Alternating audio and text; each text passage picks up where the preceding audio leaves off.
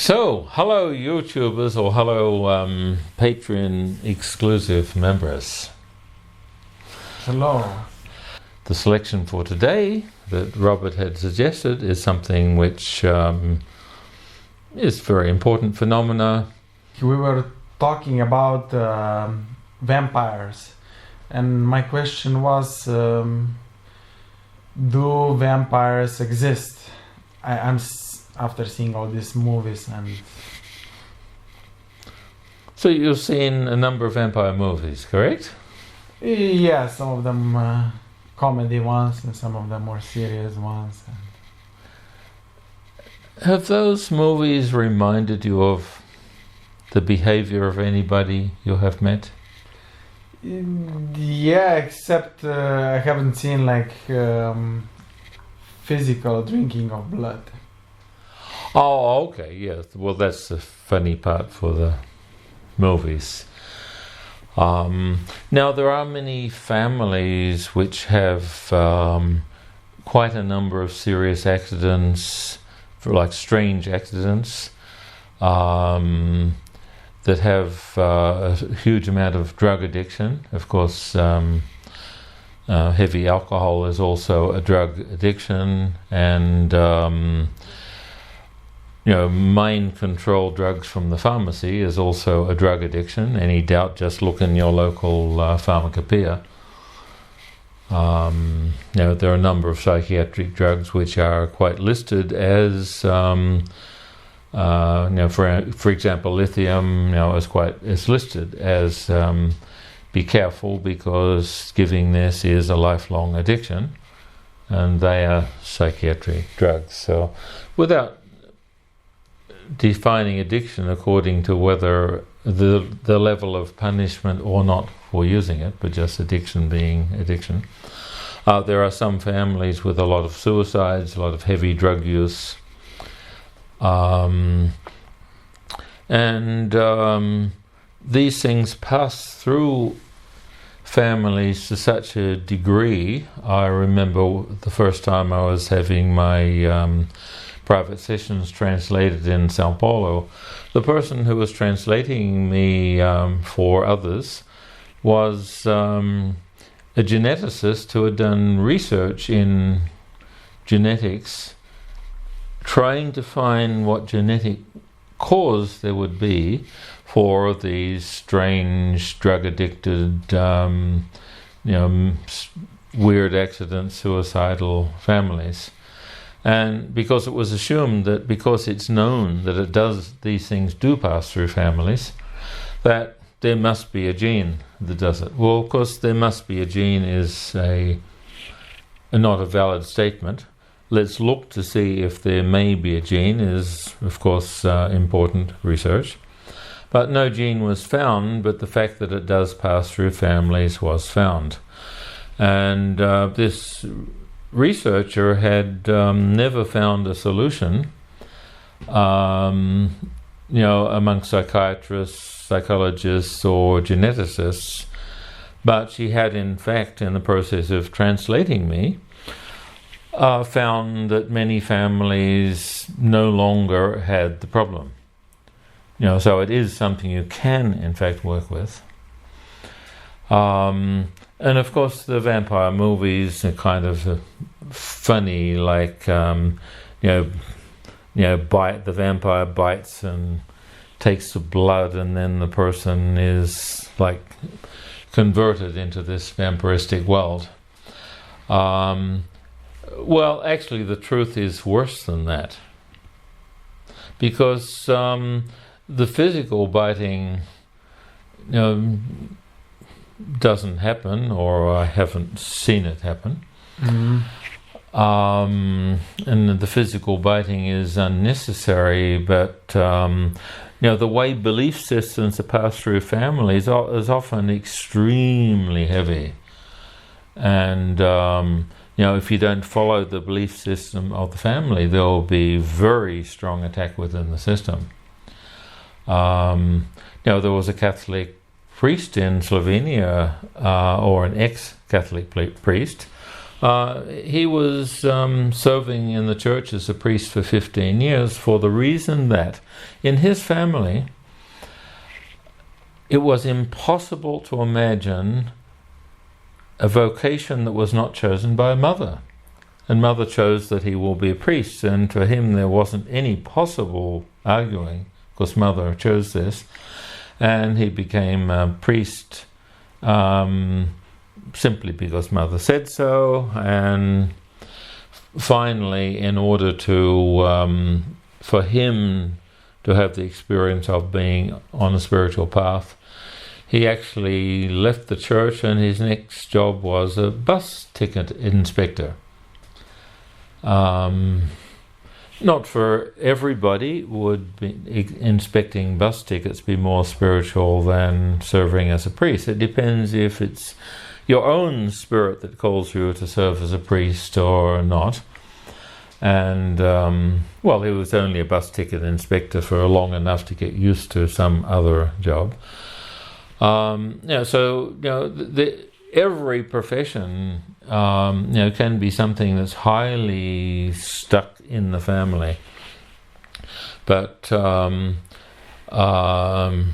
he wasn't actually in one of these vampiristic families. It's just an example that the families can pass on really heavy control. But this control often takes the form of very subtle messages, like many people report to me that they, suddenly their father, their mother, their wife changes, and they're just like some black something. What is this? Is a demon? Oh, I must be crazy, because how can anyone really look like that? And there are many families with many such people in the family where they all get these reactions at times about the others. And really what happens on a huge scale is chains of negative emotions. Now, if an emotion gets you a result, there would be some purpose in experiencing that emotion. But what is the main result from negative emotions? Like if someone looks at you like really angry, they're screaming angry and so on, what happens to your personal energy? Well, it's kind of alerted. Just alerted?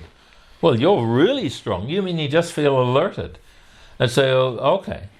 Well, most people are not so fortunate. Most people feel devastated, destroyed, and have no energy. Mm-hmm. So you never had that experience? I guess a couple of times, yeah. Sometimes I would go around, I guess. Would not take it so seriously.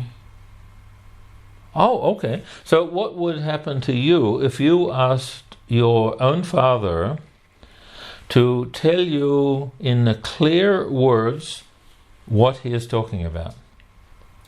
Oh, he usually gets really angry. Really angry? What happens to your energy if you actually persisted in asking him clearly and simply what he means? Well, I get really confused. Yeah. And I don't want to actually continue the conversation. Because? What's happening with your energy? It's draining It's draining. It's going down, yeah. Oh, okay. So get alerted is not actually what happens when it's within the family. Yeah, when it's Yeah, that's I'm asking about in the family. Ah, okay. Like some families pass on like this, so it's draining, it's confusing.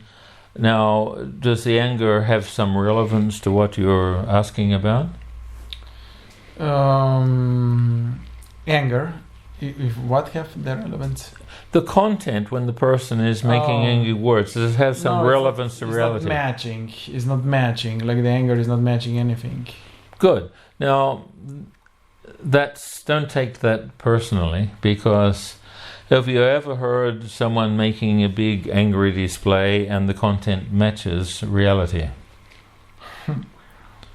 Not many times. Not many times. Okay. So that means, to your experience, it is possible that someone is angry on something and they have something to say, but almost never do they actually have something to say, right? So this is the human habit of stealing energy. That's all there is to it. Now, if someone gets angry and steals your energy, where are they looking? I guess at the solar plexus or at body. I believe you're actually remembering what I said would be sensible. I'm asking what they do.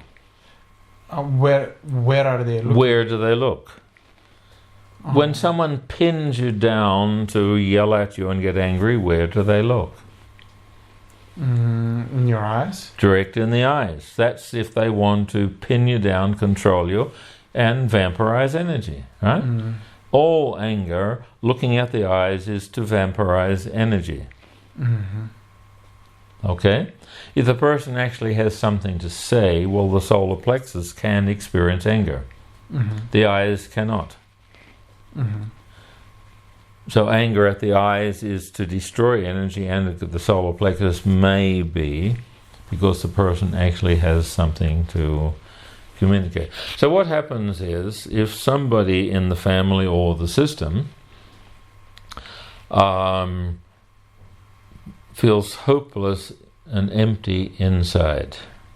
How many people have you met who, the way they talk, feel hopeless and inside and empty and are desperate for love or desperate for recognition? I would say a lot that are desperate from something. Not all of them would be desperate for all of the things, but would be desperate for, I don't know, approval, for example. That's a lot of that. For acceptance. Yeah. For actually being there with a human being. That's like a lot of wish. Okay, for approval, for acceptance, for being there with a human being. So are any of these something other than craving the attention of another? Another person? Yeah. No. Oh, okay, yeah. Yeah, so the person who is craving attention from another is not realizing that they have a volcanic force within their own soul to create all the energy they need for anything. They think it comes from the outside. Okay, so one word for this is vampirism. Any such craving, oh, I'm so empty, the other person will fill me. It doesn't matter whether they call that, I need your recognition or I need your love. Maybe that sounds so romantic to need it, but needing love is not romantic. It's soul stealing. It's not love, it's soul stealing. That's needing it, that's addiction, that's craving. On the basis of being empty, the person needs to pull it from somebody else. So what happens to their victim? Well, the victim gets confused and emotionally like lost. Confused, lost, empty. So they can perhaps go to another country and not play the game, would be one solution. Another solution would be to think the poor person, they need me, so you'll sacrifice your soul to them.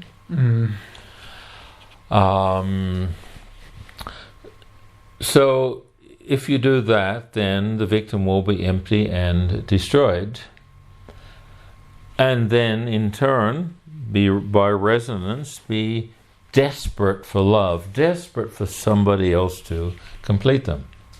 So they will want love or recognition, or maybe get angry, or maybe take drugs so the other one will save them. It depends which fairy story they select to cover the emptiness. the prince on the white horse that will save me. Maybe the selected fairy story. But they will select some fairy story, whether it's from their favorite religious book or from some movie. It won't make any difference because it's a story of something else will fulfill the emptiness. There never is anything else that will fulfill the emptiness. You can fill yourself. However, in the case of vampirism, or what vampirism is feeling empty, feeling depressed, feeling you're missing out, so you have to be filled by somebody else. Then your victim feels empty. So what they do is tell other people how hopeless the world is, how I've lost my love, or whatever their story is, to induce a trance of hopelessness into their victim and steal their soul. And that person feels so empty that life is not fair. Well, it's not fair because his soul has been stolen, and he hasn't learnt anything else, unfortunately, in kindergarten, except it's the fault of the past. There's so many, it's hard to believe this, but there's actually types of therapy actually taught in universities which tell you that the problems come from the past instead of from your lack of personal responsibility for your own life right here and right now. So with this mythology that the past is the cause of problems, then the person will look at others because something outside is responsible, and they'll steal energy from the next person. And this might be in a chain of 2 to 50 people, in a long line of all sucking energy from the other. Now, when it gets to the last person on the chain, like, for example, what you called a state of alert, right? Or leave, go away. See, if you stay there and look, and just say no when someone wants to steal your energy, they see in you the face of the devil. They see you as the source of evil. They see a perfect, pure, clear-minded person as the source of their suffering. Because that pure person does not destroy their soul. The pure person does not sacrifice their energy. The poor person says, I don't actually believe that vampirism is an intelligent idea, because everyone can be the source of all the energy they ever need. They don't need to steal anything from anybody. But the person that does not agree to have their energy stolen will be accused as being destructive, accused of being the source of their problem by the vampire. And now do you understand human life? Better than before.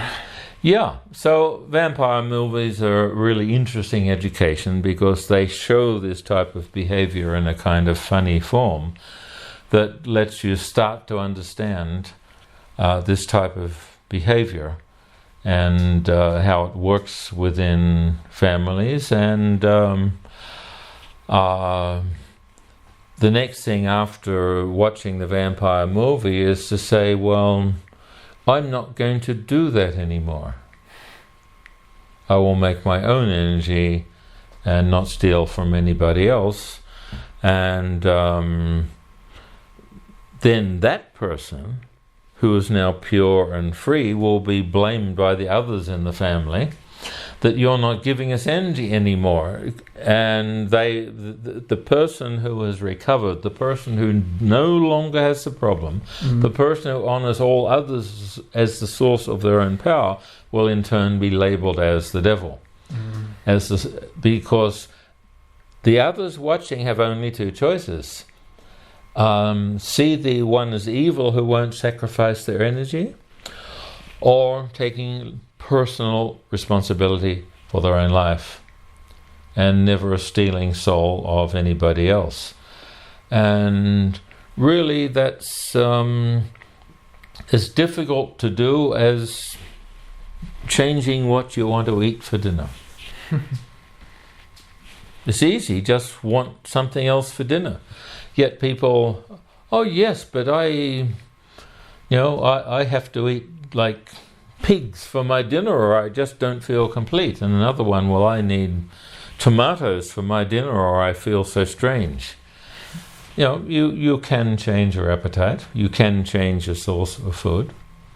You can change your source of emotional food, which is instead of feeling empty and stealing energy, feeling full, because you understand that emotion is the ability to actually move things and the pleasure of it, of competence and action in your life. Any questions on that? Or would you rather process it for a few days? I guess I need to process it. Need to process it for a few days. There may be some viewers that want the solutions, and some of the highest powered techniques are not actually planned for the books I have planned, because they really need in-person initiations enabled to use the techniques. But for those that are with us on the higher personal mastermind club on Patreon, they will be able to learn these highly advanced techniques which free self and others that you love. Yeah, so in terms of practical advice for people, what sort of situations would they want help with? Yeah, how do you actually can you go around if one person is really like vampiristic and is trying to vampirize like a group of people? What works? Just saying shut up would make them even more angrier.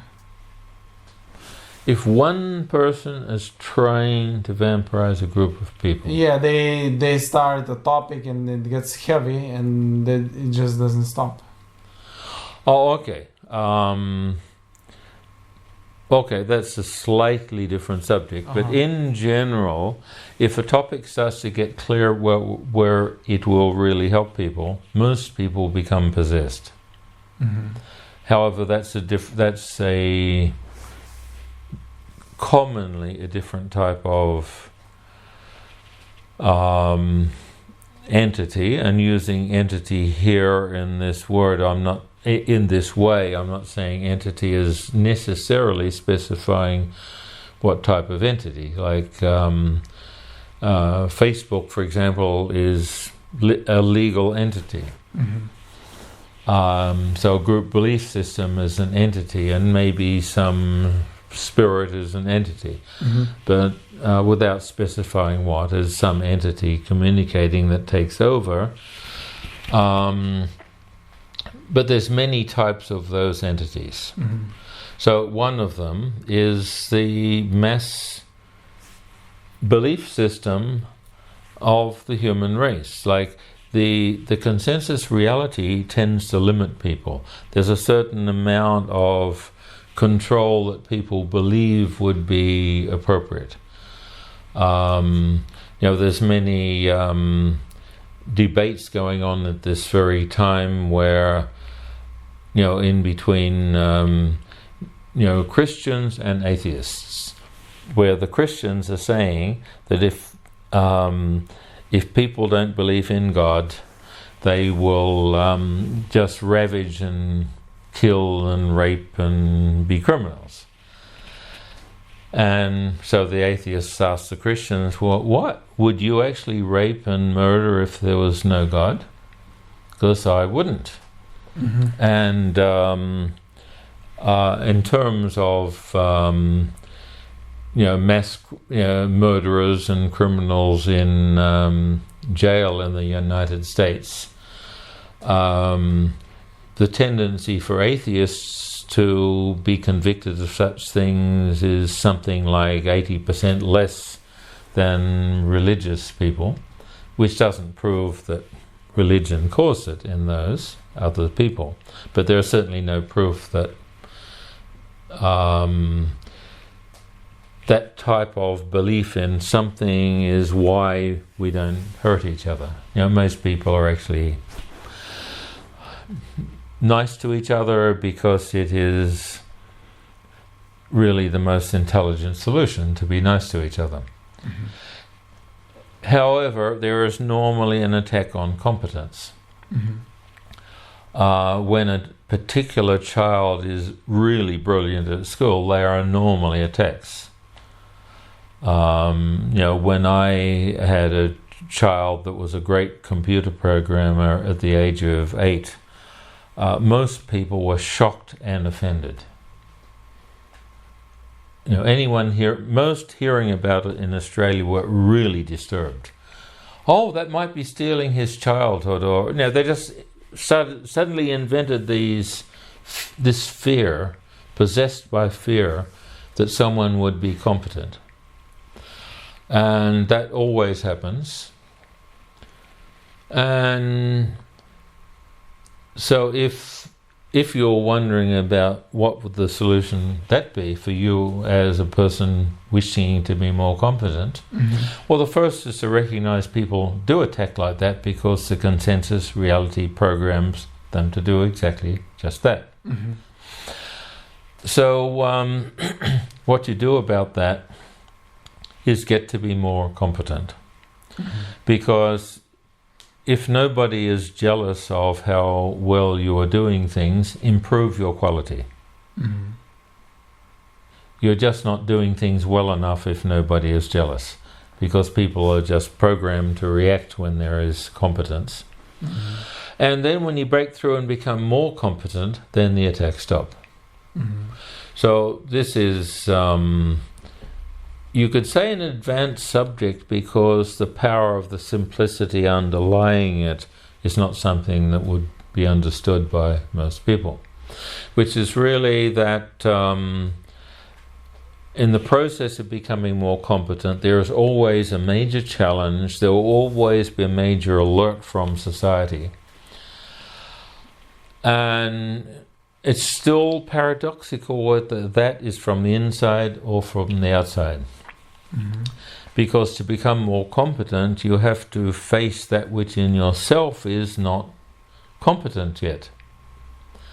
Parts of yourself will have to be much more disciplined. Parts of yourself will have to study harder.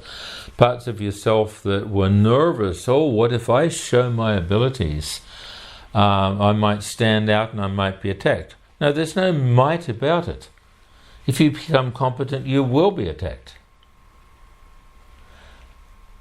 But that what the lie is not that you will be attacked. The lie is that it matters. So what? What a whinging complaint from some weak little corner of someone's brain that says, oh, what if they attack me? Well, so what? You're going to go to a football match. What if the other side wants to win? That's just not a question. Of course the other side wants to win. That's why you're playing. The game wouldn't be fun if the other side wasn't doing everything to win. So in the while developing personal competence, which will first attract the vampiristic actions of others, because all these attacks are based on programmed hopelessness. Those that are living by stealing energy don't know what else there is than to steal from those who are competent, to attack those that are doing better. This very phenomena is raging in university campuses right as we speak in many countries. The universities are trying to make safe spaces to not have students exposed to shocking and different ideas. Well, there isn't some other way to learn. You should be exposed to every idea there is, and what do you do about if you're offended by an idea? Grow up. breathe. The idea is the idea. If it's not a good one, you looking at the truth that it isn't a good one will start to dissolve it. You fighting it and being angry and giving it energy will make it worse. So that's part of the becoming competent. Realize that people just attack competence because of laziness. Jealousy is based on being too lazy to learn to be competent.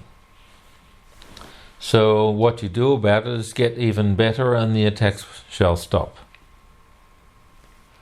You move inside the demon and it can't see where you are and it disappears. And that's the end of this particular episode. And make your questions and your comments. This can be taken to very much higher levels and cover a vast number of situations, but I'm not really interested in talking for 3 years without really clear indications. What do you understand about this? What do you need solved about this? Do you need to solve it in your family? Do you need to solve this in your professional life? Do you need to solve this with your university professors? Or do you need to solve this as an international actor, musician, fashion designer? Do you need to solve this as jealousy in science, for example?